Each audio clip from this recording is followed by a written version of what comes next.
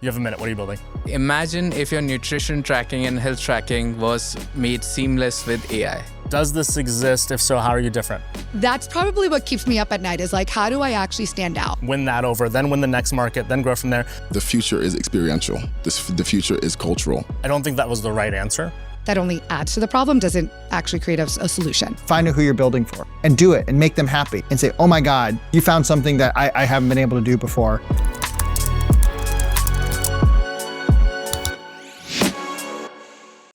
All right, everybody, welcome. If you haven't been before, to the Offices of Free Agency. I'm Sherveen. I'm the founder and CEO of this thing. We're a venture-backed startup ourselves. We provide Hollywood-style representation to tech talent. That's a variety of job search and career services for folks who work in tech, but that's the only shilling I really care to do for now. I'm also the host of The Feedback Loop. This is one of 3 different shows and events we do. Every week, we invite a batch of startup founders to get on stage, give their minute pitch, and then get feedback. It's not about raising money on stage, although, Mike, I feel like, have you invested in any yet? I'm in diligence with a couple, and I actually did a follow-up with a couple as well. We're still working on it. Like, I'm not a fast check, but there's been a couple I've had some good conversations with. It's been fun. That's rad to hear. So, Mike, well, every week in the Feedback Loop, I introduce a guest, rotating seat, a guest venture investor, because I'm an occasional angel investor. I want someone who writes the checks more frequently than I do. So we invite a guest venture investor to join us to give that feedback on these insights. Mike, it is your 5th time as my co-host on the Feedback Loop, an industry-leading 5th time. Shout out to you. Industry leading. Thank you. Before we get the intro from you, we do have a very makeshift gift. Please open it. Okay, thank you. This is your company. Your company is your gift. So thank you. Do you want to show everybody what this gift is? Listen, well, I'm raising and I'm doing my first close, and Sherveen, I don't know what to say. Like, I'm in. Listen, 5 times we're in.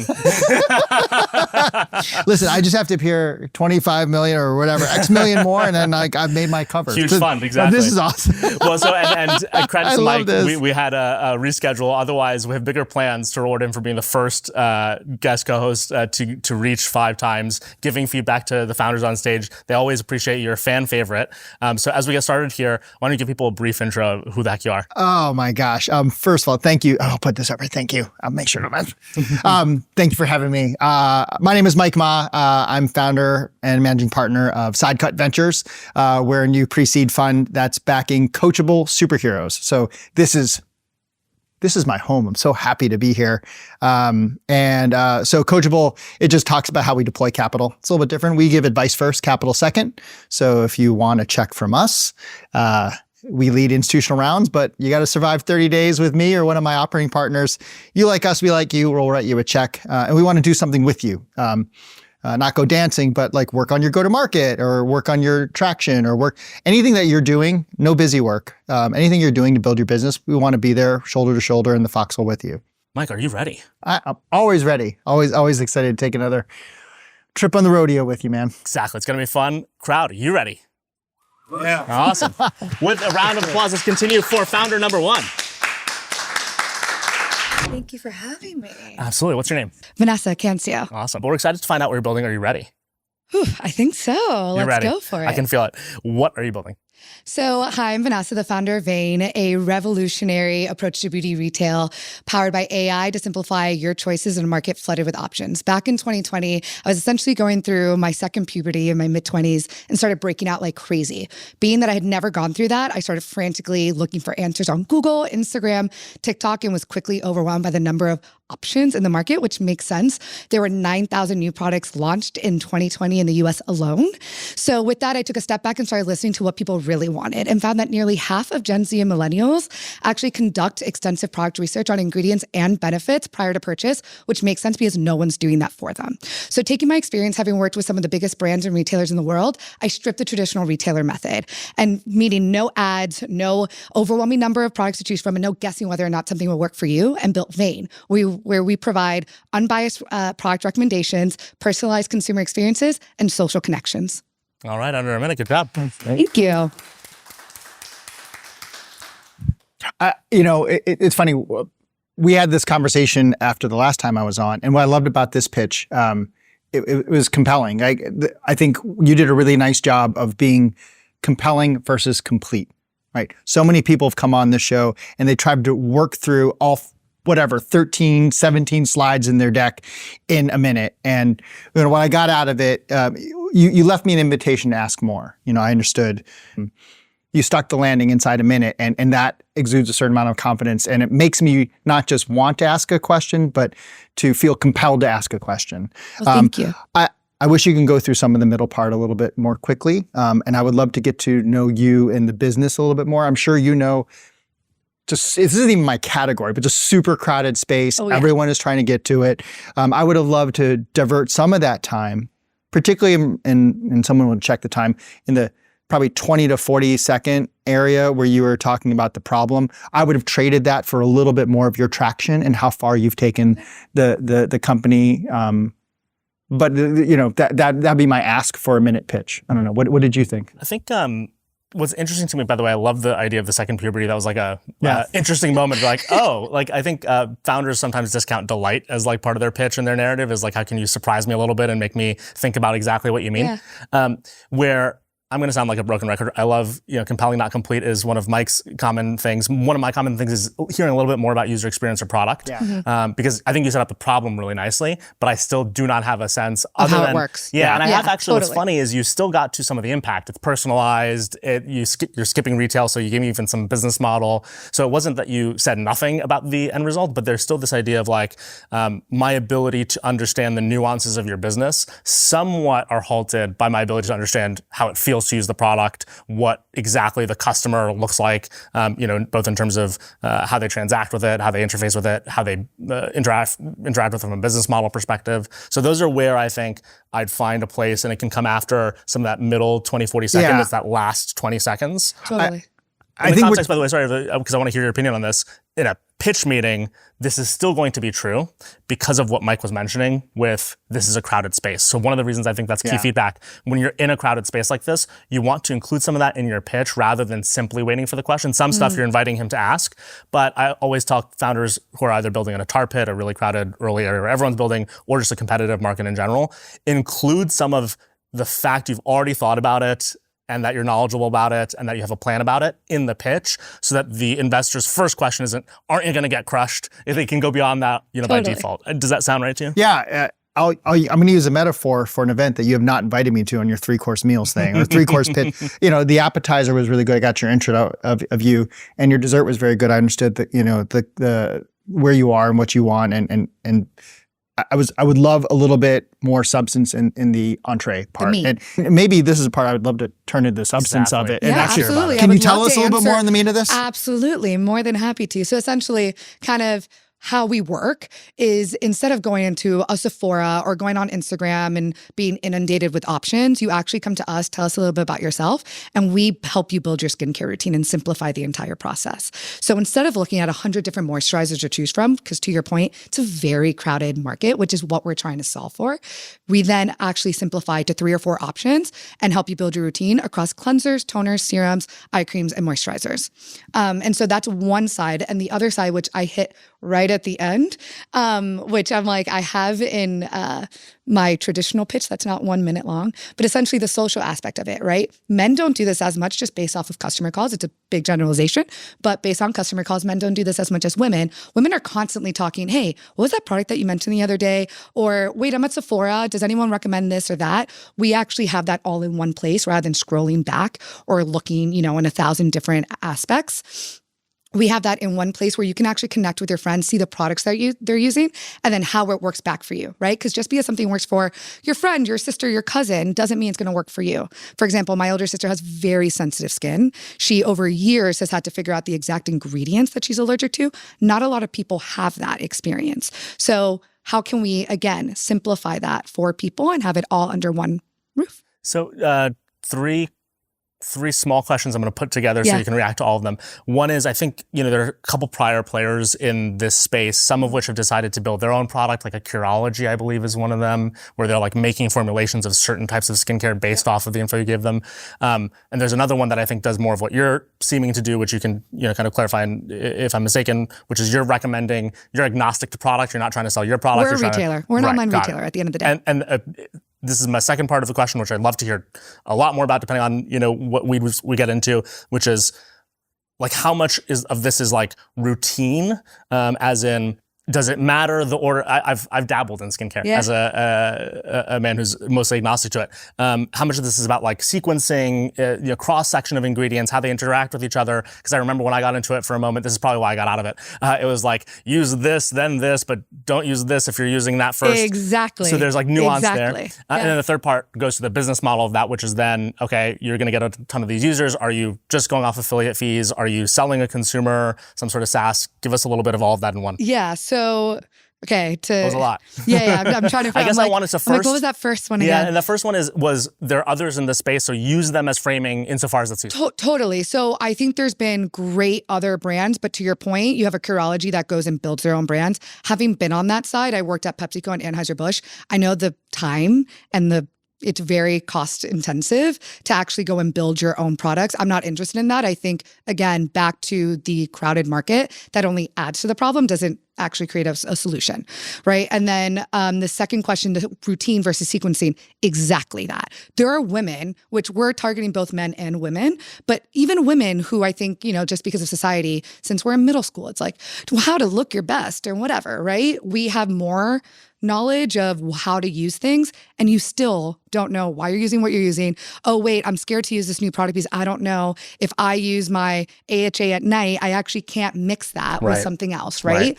And so we actually help with that entire process. So not just with your basic routine, but on your Wednesday night when you exfoliate, this is all the other things that might have to slightly change.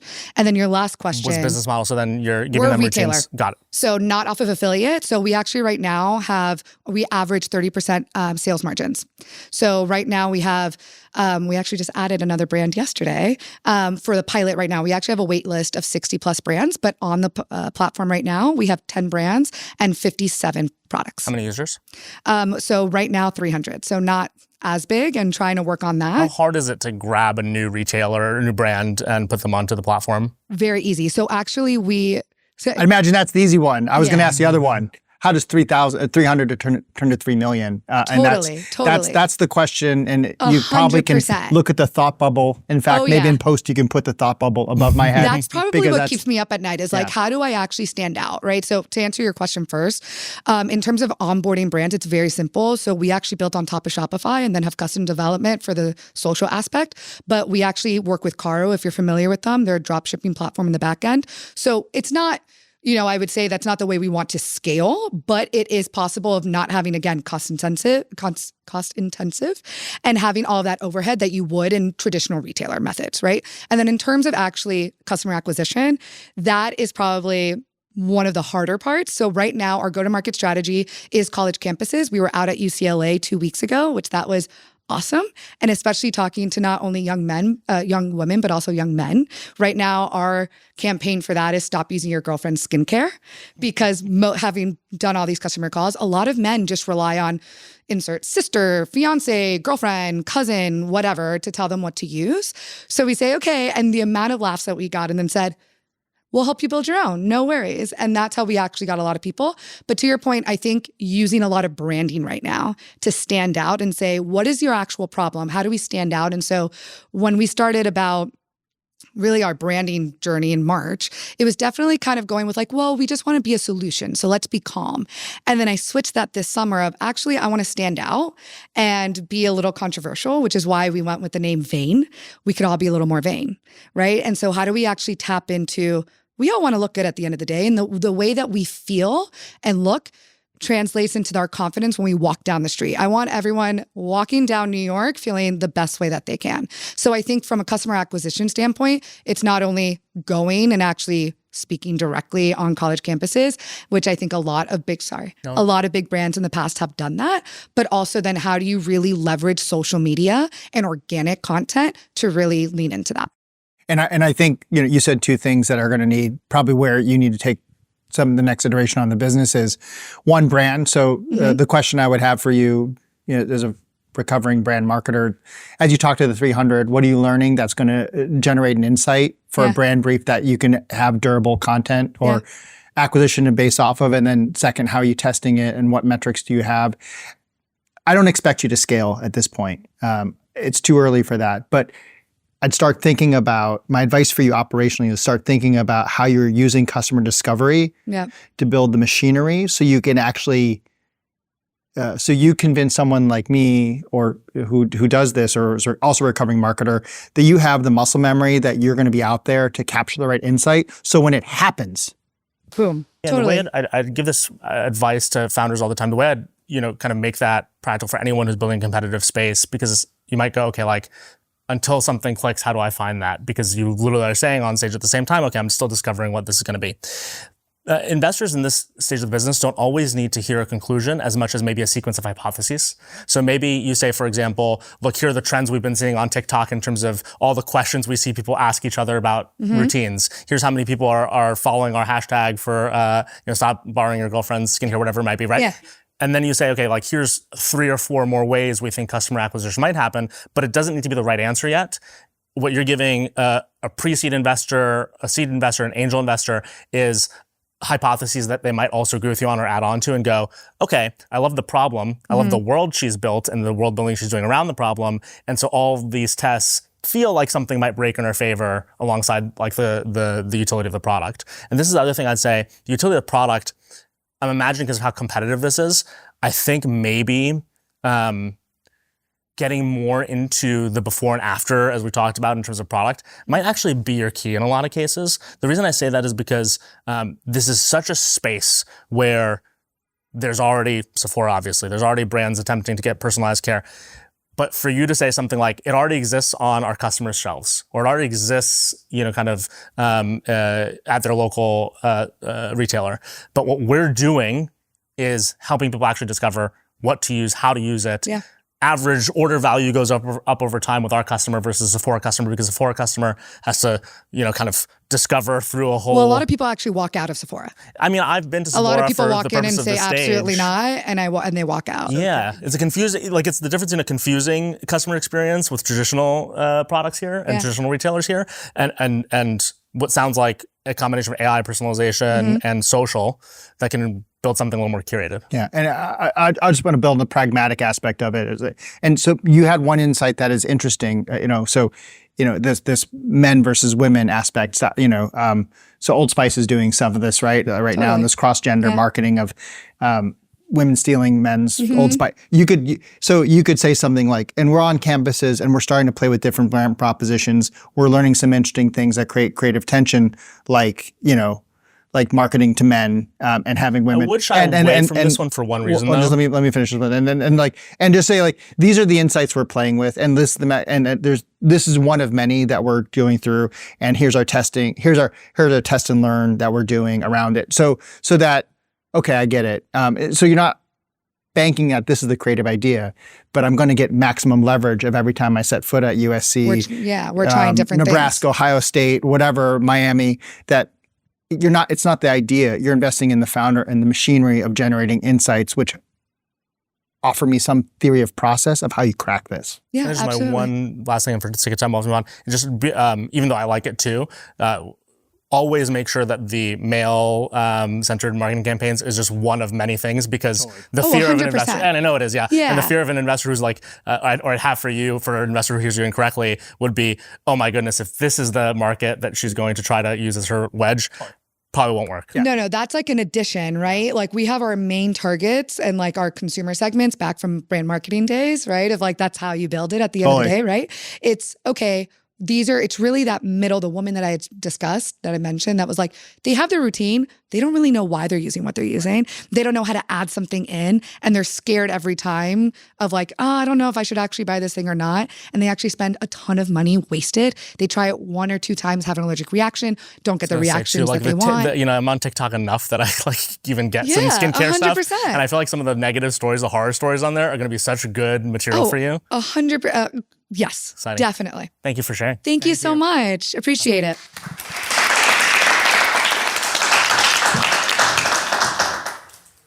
Mike, from a perspective of these crowded categories, one of the things I think about is how much the founder should bring that baggage. I think, obviously, as my advice kind of indicated, they should bring a lot of I know who my competitors are, I know who the legacy players are, I know somewhat how I'm different from them. early in their storytelling. And I think that because when I've been sitting in the investor seat, or when I've seen founder friends of mine go out about it, if you don't do that early, then you're allowing the person to kind of already check themselves out. They're going to go in their head, man, I don't know if I want to be in this space. I don't know if they're going to be competitive enough. Now this is just about the founder being able to beat everybody else. Versus if you bring all of that up, you become the expert. You become the person who knows already, who's done their homework. And now whether the investor believes you or not is a question of your actual strategy. But I think bringing that early is useful. And you don't have to make it as big mea culpa. I know hard. And in fact, one thought I just had right now is that you could use some of her credentials. Like, look, I've been an executive at Anheuser-Busch and Pepsi. I know how hard acquisition is. And you just got like 3 points, right? You got empathy points, you got LinkedIn Brand, logo points, and here's how we're thinking about solving this. And now you have operational points. Like, so you can do that very compactly. Yeah, but it doesn't have to be. I had some founders, we were going back and forth on our last conversation about the one I gave about M&M, about talking about all the things up front and getting, it doesn't have to be this big mea culpa, like, oh my God. I remember in 8 Mile, Eminem's winning rap battle was basically him saying all the things they were going to say about him. Yes. And that was his winning rap battle of just it doesn't have to be an Eminem-esque like long rap battle explaining all the problems of it. It could be very short and it just needs a little bit of empathy. And now like, all right, she gets it. It's hard. Oh yeah. And she should know this. And in fact, if she said it, she was blind to it, and you were an exec at Pepsi, and it's like, Yeah. Now it's even worse. But you can do both, and it could be, that's in a minute pitch, that's like 5 seconds. Yeah. And you get a lot of economy out of that time. So welcome founder to the stage. Let's do it. With a round of applause. What's your name? My name is Sarthak. Sarthak? Yeah. Nice to meet you. You're gonna have a minute to tell us what you're building and get some feedback. Are you ready? Yeah, I am. What are you building? So imagine if your nutrition tracking and health tracking was made seamless with AI. That's what Acurixx is all about. The company that we are building is based on how AI can be integrated to track your nutritional data and how to get it across so that you can reach your nutritional goals faster. It can also help tackle your nutritional deficiencies. It's based on the GPT models and how you can, if you take a photo or you use your voice to log your calories and your macros and your micronutrients, that's what we are trying to build. So if the market gap that we have identified is the underutilization in the new meal logging apps and the use of AI. So we are trying to connect these dots and bring it about a product that will help solve these issues. All right, under a minute. All right, thank you. I want to dive in. The challenge I'm having so far is I understand it, at a conceptual level, but it feels like a nutritional tracker or fitness tracker today could add, a call to GPT-4 in 2 seconds and kind of get some of this. What are you identifying that, obviously all of this has to do with go-to-market and precise user experience, but what are you getting at that the existing players can't in like one single product update? So the main 2 features that we are targeting is voice-based logging and the photo-based logging. So if you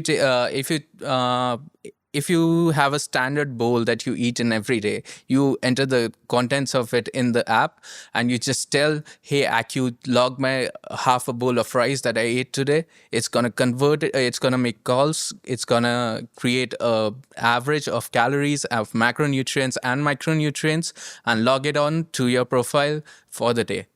And the next thing is the photo thing. If you take the picture of your meal that you are eating, you can directly get the macros and the micros and the calories. So feedback on your answer, and then we can continue, but I want to give this a little bit of space. I don't think that was the right answer. It's an answer. That might be your answer, but that was an invitation to storytell.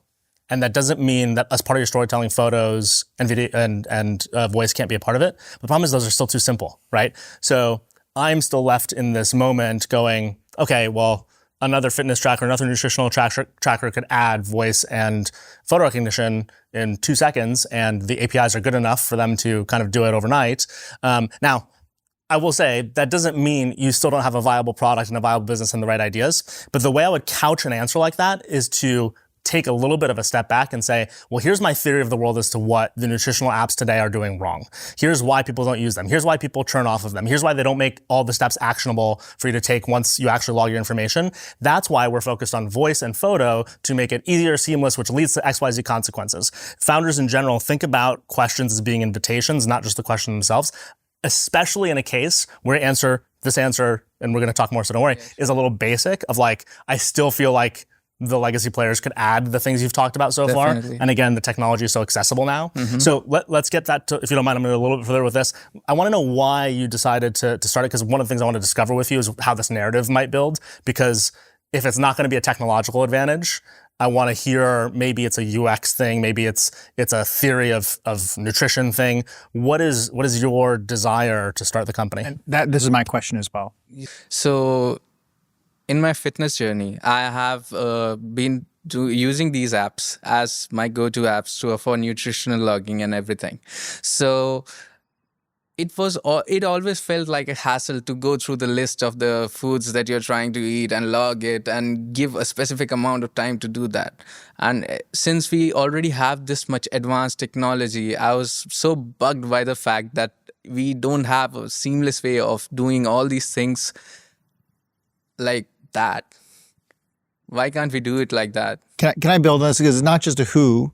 Can you tell me about your fitness journey? Because who and your fitness journey, and how does this relate to your ICP, your ideal customer profile for the first tranche? Because I've seen a couple of these, ranging from doing this for people who are diabetic, and the precision and fidelity from a picture is very different in terms of understanding your macros versus someone who cares about general fitness. On the other end of the spectrum, people who are ultramarathoners and high-end endurance athletes. And then there's a whole probably galaxy of different people who care about fitness in between. So not only do I care about this, but also I care about the product with the ICP that you're trying to create for. And that'll help us give us some clarity in this very crowded space. So what we are trying to target, the customers that we are trying to target are general fitness-related people, not diabetic patients as of yet, because that's a more complex thing that you mentioned already. There are critical patients. We can have future like restrictions around photo and like voice related to those kind of people who have. Let's get to the ideal. Who's ideal for you? Who's the dream? Who's the dream? Are you in market yet? No, we are not. Okay, let's pretend tomorrow we're launching. Yeah. And your first 100 users, what do you want them to look like? Who do you want them to be demographically? Demographically, we want them to be athletes, the regular people who go to the gym regularly. And yeah, that's about it. Initially. I'm going to talk founder to founder for a moment. Yeah. I'm going to take my investor hat off. I think you're staying too broad. You're staying too broad for three reasons, founder to founder. The first is, all of these things can be easily updated by these other apps. I'm literally worried about your ability to be the only app where it's easy to do voice or photo. I literally worry for you from a UX perspective. That's going to be that's a competitive area to exist in. The second reason I'm worried is because you're not targeting a specific type of user. It's not that the features need to be specific to the user or whatever else, but it could have crafted a go-to-market and a reason for an investor to get excited about a go-to-market. Let me give an example I'm going to make up. You could have said, this is actually for office workers. And it's for office workers because office workers struggle more than most to care about their fitness. They're sitting in front of a desk all day. They would love to be able to log the 5 guys they had for lunch and, maybe not have 5 guys next week, but today they don't for XYZ reasons. And by anchoring around an initial customer base that's specific, you're not only potentially building a product that's a little more specific and nuanced, you're able to tell investors, hey, this audience isn't currently served or isn't served in this way, or here's how I want to, kind of go to market and have an advantage for acquiring users. And so third thing, kind of related to that from a founder perspective, when you're then discovering the user experience side of this stuff, I do want to hear more about how this is going to be different. And maybe you haven't explored that yet, but I'd encourage you to, because one of the challenges is I still am not sure, beyond ingestion, what else happens when I'm, kind of a long-term user of your product. I understand that I'm going to take a photo. I understand I'm going to use voice, but then what happens next? And I'm not someone who uses a lot of these products. You might be imagining everyone knows what happens inside these products, but I don't. And so I want to hear more of that too. Also, I'm going to talk about the go-to-market that you were talking about. The go-to-market strategy that we were planning to implement were around the universities and colleges, their college athletes specifically. But why would a college athlete use yours instead of whatever would show up first in an app store? So That you just described a very different. No, not yeah. you described a college athlete Yeah. is a very different user profile than the dude at Equinox, yeah, right? Like, I think this is the question Sherveen's asking. You know, determining your what? ICP is really important, and that may be wrong. And I'm not saying you only have to, but you have to start somewhere. This idea, in 0 to 1, if you've read that book, like build the world's smallest monopoly. You have to know something about a population. For instance, I am the father of a 15-year-old TikTok gym bro. yeah, It's awesome. It's awesome to get commentary about my macros from my kid. yeah. That is a segment. That is a underserved segment of the market. Please, someone help them. I mean, I'm not saying you should do this. I mean, but you could. Someone could pitch me on this, and I'm not like, this is an underserved market. They care about fitness. They're getting terrible things, and they can be bothered to scroll through macros. And it's like, yep, I actually can get my head around. Jack Ma would never enter that. Yeah, the challenge becomes when you're competing with the top of the app leaderboard versus the bottom. Most startups should actually be competing with the bottom, the long tail of a specific app that's good for a small number of users, win that over, then win the next market, then grow from there. Versus so far, we've stayed so high level in terms of you want to target athletes, college athletes, you want to target these photos, and it's not getting specific enough. So it sounds like it's going to compete with the apps that are general already, that have the mainstream and the nuance and the edges, and they have all the features that they need to serve all these audiences. And that's hard, right? Like, to compete with the number 1 through 5 list on the App Store is next to impossible. Yeah, I just say that you have to pick. Who are you building for? But you could be early, right? I mean, that could be the answer here, is maybe you're just too early in your journey to know. I don't know. 2 months into the company. 2 months in. Yeah. Yeah. But then talk to customers and find people you resonate. I mean, again, I'm doing product development on the fly for my kid. He cares about one thing only. Bro, Protein? how many grams of protein on this? Like, I can imagine, like, protein tracker, boom, 0 Coke, boom, this. He's like, bro, 88 grams of protein. Like, I mean, he doesn't care about anything else. And I'm coming up with a completely ludicrous example. Although, Jack, if you're watching this, like, go build it and do some. Jack, don't forget, no more Fortnite. We're trying to build space companies. That's my oldest, John. That's my feedback. Like, I think it's great. And I actually use these apps. I'm running a marathon, so I actually use these apps. But find out who you're building for, and do it and make them happy, and find 10 customers and say, oh my God, you found something that I haven't been able to do before, and don't tell me about it. They'll Have tell your customers you about it, and you'll tell them about it. That's my feedback. But you're early on, so good luck experiments. Yeah, and have for fun sure, with it. man. Thank you. Thank you. In this early stage of a founder's journey, I think the best thing, again, and we kind of gave this feedback to the first founder as well, although she was a little further along, it's how do you lay out a hypothesis set? How do you say there's an engine of experiments? How do you say, here are my theories of the world. I don't know which is going to win, but I have an approach you can bet on. Because otherwise, I think the challenge with this pitch is there was nothing to bet on. It was like some cool technology, a generalized use case, and hope and a dream, which is an awesome place to start. But where it becomes investable, and obviously as you go along, there are many reasons it's investable. The first reason any startup is investable is I believe that you are about to run a series of experiments that I'd also want to run. I want to put money against them. Yep. To build on it, the way I think through it, in addition to that, is something that the rest of the world doesn't know about this population. Why should I believe, of all the places I could put money in the world, that you are the world's best knowledge about 14-year-old TikTok bros?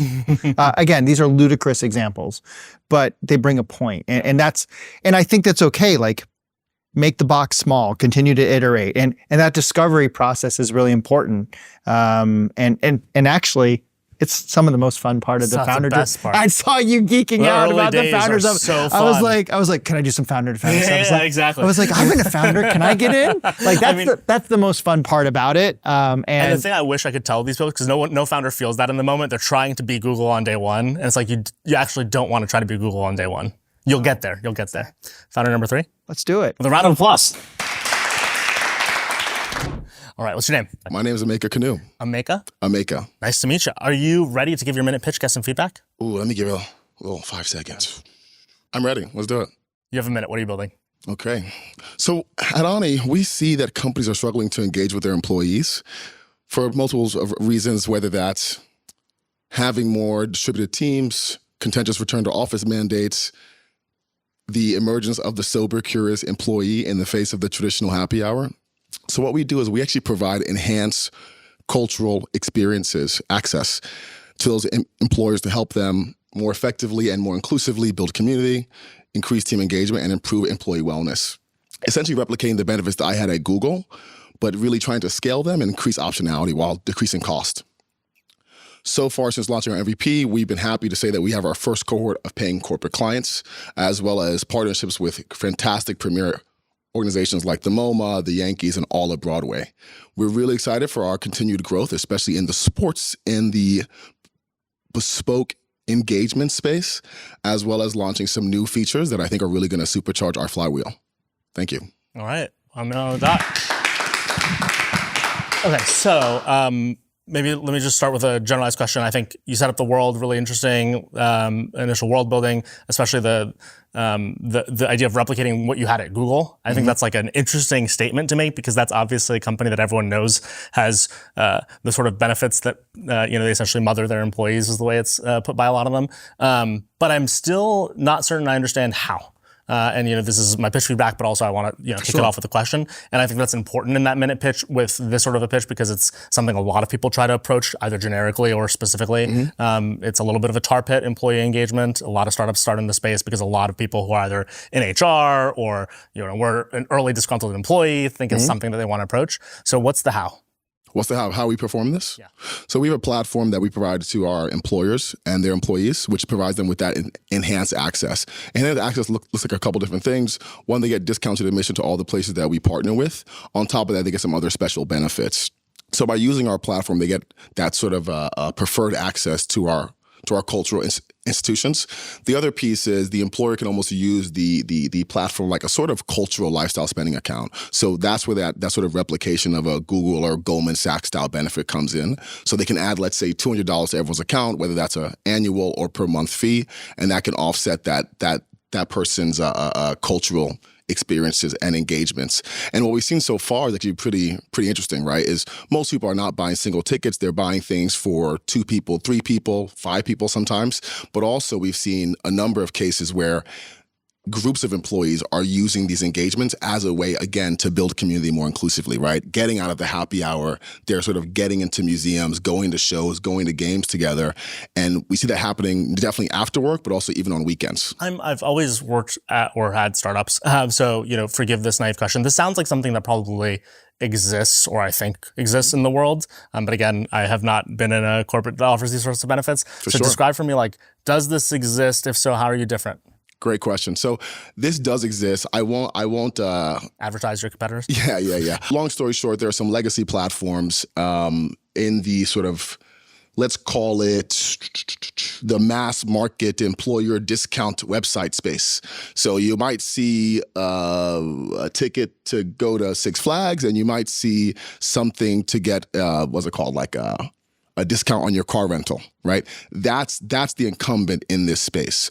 So I think what we're doing, in terms of direct competitors, I don't think anyone's doing what we're doing. What is different about what you just described to you? Okay, yes, great question. So one, we're focused really strictly on cultural experiences. Lots of those other discount programs and sort of platforms, those legacy players, they don't have that focus, and they have just sort of little sprinkles here and there, plus like tourist stuff, and again, Lenovo laptop discounts. We're focused purely on that cultural piece, and we're mobile first. We have the LSA element, and we're coming out with features. LSA element? It's the lifestyle spending account element, and we have that. Well, I guess I didn't mention this, but we have a one-click event feature, right? So that's the piece where if an employee buys something, they can promote that to the rest of the organization to really promote other folks to join in. And now all of a sudden you've empowered employees to essentially, build community. Yeah. Do you have a co-founder? I do not. I feel like I've heard, or have you pitched me before? Were you? No. So you pitched someone else. I feel like yeah. We've heard, you were the judge for that one. I was. There's We've another heard pitch this. that's very similar to this. It was less centered around it was benefits, but it was co-working, and so he had access. And even mentioned like the Meta or MoMA. So like I feel like we had. Oh, is that what's his name? I think I know him. Yeah, you So probably. that's why I feel like I've Shadon? heard. No, I can't remember. No? Someone could look it up on tape and put it in a but in a cipher down mirrors below. of the pitch. I think that sounds familiar. Forget it. Sorry. Let me just go back. Gotcha. Can I just give you some feedback on of the course. pitch? Just one. What is the name of your company? Like, just you went through some. Oh, it's called Ani. Ani. Okay, and this is just my. Sorry, Ani, Omni, Ani. A-N-N-I? A-N-I. A-N-I. Okay. Yeah. Honor the name of your company. Give it some room to. You ran right through it. I was like, what's the name of it? I mean, like, this is your. Recall is in job search, which is where my startup lives in, and in investing. Recall is so much more than people give you credit for. If I can remember you, I can remember. This is one of the reasons that immigrants don't succeed as well as native born in job search. It's like, okay, can you remember my name, Sherveen? And so, the same thing happens in an investor meeting is, can I tell the next investor over? Can I market it to my partners? Can we remember it at happy hour? All of these things. And for you, it's I think not only being loud about it and repeating it, but even, by the way, I would say when it's hard to spell, going Ani, A-N-I, the first time you say it in any conversation, because I could try to spell that a few different ways. I also misheard it as maybe Omni, whatever it might have been. I really love this point because recall, again, so much more than we give it credit for. Yeah, and this is my feedback for all. I was like, it is an honor for anyone to be associated with your enterprise. And you have to make us feel that. If you just blow through the name, you've done a disservice for all the work I'm sure you put in on this. So please give your name. You had give it 0.5 seconds to breathe. I'm curious to hear a little bit more around the difference. Yeah. I think I'm still, and let me, kind of maybe posit something and you tell me if I'm right about this. Like, you hinted at some things that I think maybe need to be like so much louder. So in the spirit of what Mike's saying, I would actually have a lot of room to this in addition to the name, which is, you mentioned, kind of, work from home. You mentioned return to office mandates, I think at some point. You mentioned, what was Sober curious. Sober curious. That was surprising. So I was like, oh, interesting as to that being a dynamic here. In other words, I wonder if everything that is interesting about the business you're building, the reason that the early clients you have bought it, the reason employees might be excited about it is because of this cultural experience point. And you need to give that a lot more space and a lot more importance. And you say, we're in a loneliness epidemic. Young employees are getting no osmosis. No one's learning anything at work. AI is coming for all of our butts. What are the solutions? Well, the solutions we need to recreate something like what we had at Google. What did we have at Google? Well, the thing you need to understand about onboarding at Google is you get a little spinny hat and here's like 17 other things that happen over your first week. And here's what happens at month one. Here's the mentors they pair you with.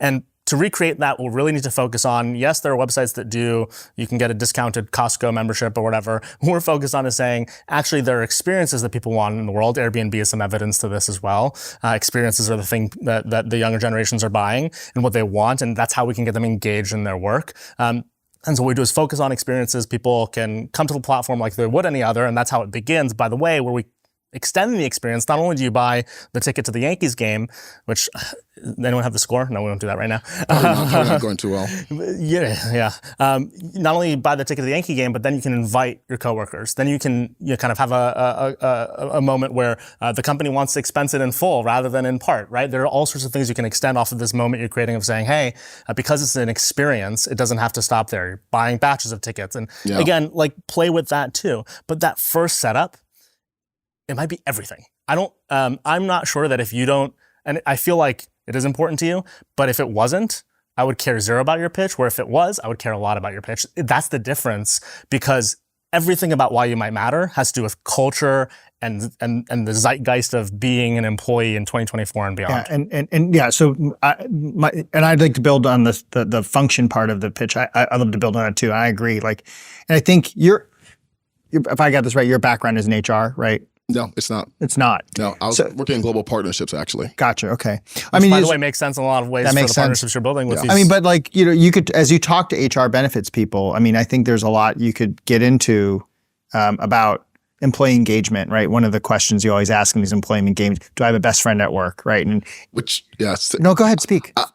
I remember I watched some recent interview where I think Professor Scott Galloway was talking about how the biggest predictor of someone of retention in the workforce is whether you have a best friend or not. Yes, it is. It is. And this is like the joke. It talks also a lot about the fact that we're not meeting our significant others in the workplace well, in the same way. Another thing, yeah. And this is a joke. And if anyone's worked in the Fortune 500 world and they do these employee stats, we would always be like, hey bestie, hey bestie. But it's a good signal to your buyer, which is the HR benefits department, right?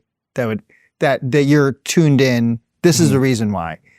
This is the business reason why you build an employee engagement to actually build, we could go to BAM together and look at art, right? Or Yankees game or whatever. The Yankees game or whatever. And that is actually the fabric of builds employee engagement. The benefit for you is high retention in a world of transactional portfolio, So, for a moment, let's acknowledge that because we've both talked about it. It's Is the that time true? together. Okay. Sorry? I guess we've been talking about this because I said, hey, it feels like this is way more important than you give it credit for. Is that what this is centered on? Am I right about the theory that's your theory for why this is going to work at a larger scale and become large? Yeah, my theory is that the future is experiential. The future is cultural. And for us, when it comes to how people engage at work, where so much of it is us sort of on small screens, it's how do you actually build a true corporate culture? How do you get people together? How do you get people connecting and becoming friends, building that sort of camaraderie that was so natural with work? We think culture is going to be a major part of that. Is it the only solution? Obviously not. I think you establishing in the tool? in the early portion of your pitch going, here's the before and after. Before, even in 2019 at a mid-market startup, you'd be going to the office every single day. You're excited to be in New York. You're excited to be in San Francisco. You're excited to be in LA. And after work, what did we do? We didn't know how, but 4 out of every 5 days, we were out the happy hour. We're out doing that. We're out doing this or that. And it created this XYZ culture, this XYZ friendships, blah, blah, blah. Today, you're hybrid. You don't want to be there on the days you have to be. XYZ friendships don't exist for you. And so you have time left in 222 and all these apps trying to create pseudo friendships in the wake of our true loneliness epidemic. And we think we need to go back to that better time. And here's how. So establish that world, that before and after a little bit more, because I think, again, it's not the literal product in this case, right? It's not the buying experience of a Yankees ticket, although I'm sure you can make that better than Ticketmaster can. It's sometimes everything surrounding that. But last thought for sake of time. You need to talk about the traction, and you have an asset in this. Selling through the benefits part of any is an incredibly difficult. I have zeros in my portfolio that of companies that have shut down because they've made this the go-to-market. So that you have a success is an asset. I would love to hear more, or as you pitch more, probably not for this one, explain how you did it and how that is replicable, because it's rare. It is hard to both, when you say you got access to the platform, and then secondly, usage. Like getting on a benefits platform is different than there's tons of people on a benefits platform with benefits that never get used. And you have to explain both of that if you're going to sell through this channel. Gotcha. So both the selling of and the end user consumption of the experience. Yeah. Now, how early are you? Pre-seed. And you said how many clients? We have 7. And are people onboarded yet? Like, are employees onboarded? Yep, they're using it, going to stuff. It's great. So you're at the right time to do that. Take credit. This is the same. This goes back to the form pitch. Take credit for that, man. You know what? I'll be completely honest with you. I didn't know how much time I had. I was like, I don't know where the time is. I don't know. So I was like, okay, let me try to get But you're completely right. But even if you don't, numbers make news. Like, why bury the lead? Like, that information is really important. Start off with the fact that you've already signed customers, you already have revenue, you already Like, man, why? It doesn't need to be like second 1 through 10, but the point is it needs to be a bigger part of that story. Yeah, it's like reverse journalism, man. Like, information is not wine, man. It does not get better with age. Just get it out. Gotcha. Good luck. Love it. Thank you. Sounds great. Thank you.